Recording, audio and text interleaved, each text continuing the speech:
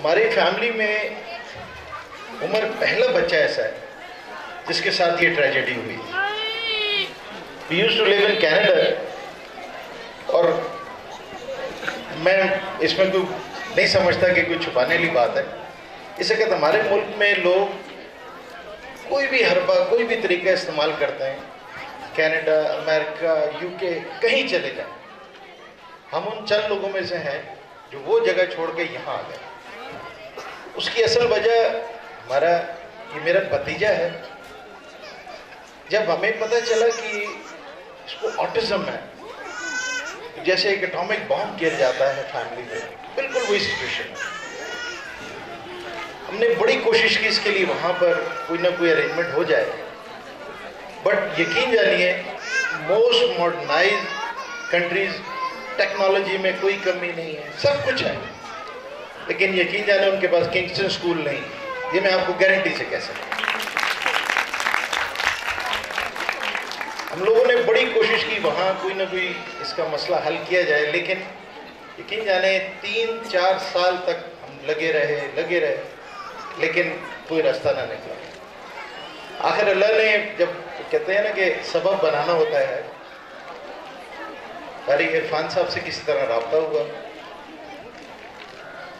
یہ خوش قسمتی سے کراچی آ رہے تھے، میں بھی وہاں تھا، ہماری ملاقات ہوئی.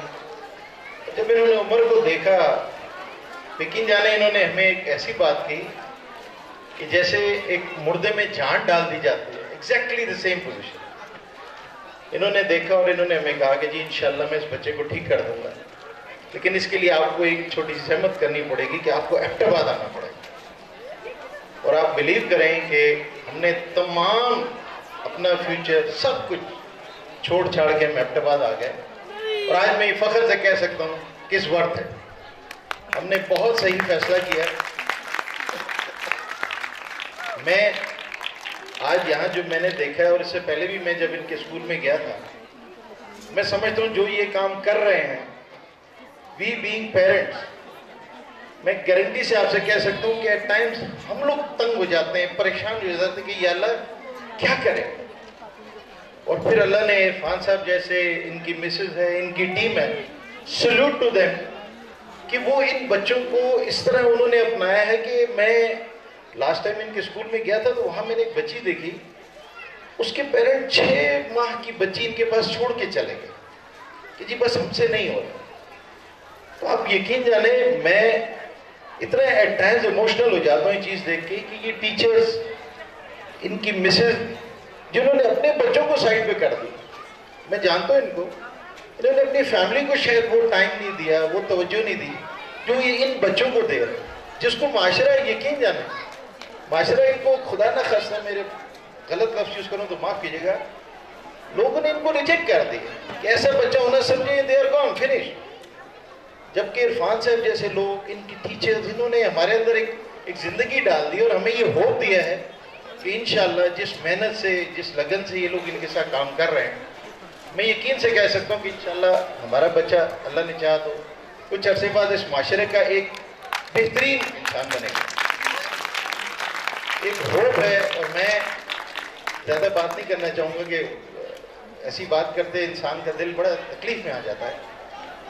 میں ان کو دعائی دے سکتا ہوں، اور میں نے اس دن بھی ان سے کہا تھا کہ عرفان صاحب، آپ کی اور آپ کی ٹیم کے لیے جو پیرنٹس کے دل سے دعا نکلتی ہے وہ الفاظ میں بیان نہیں کی جا سکتی. آپ جو مرضی کر لیں، اتنا اچھا سخنور کوئی نہیں ہے کہ جو بات جو اس کے دل میں ہو وہ زبان پہ لا سکے. بہت مشکل ہے، کیونکہ ایسے بچے، آپ یقین جانیں ہماری زندگی ایک اسٹینڈ اسٹل پہ آ گئی.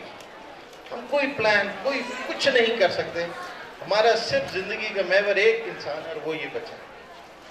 ہماری پرسنل لائف سب کچھ ختم ہو گیا اس کے ساتھ. لیکن اللہ تعالیٰ نے ہمیں ایک ہوپ دیا ہے، عرفان صاحب کی شکل میں میڈم بیٹھی ہے، کہ ہمیں یقین ہو گیا کہ انشاءاللہ ہمارا ہی بچہ کل جیسے ہم ہیں ویسے ہی ہوگا. اور میں آپ سب کا بے انتہا شکر ادا کرتا ہوں کہ آپ لوگ آج تشریف لائے.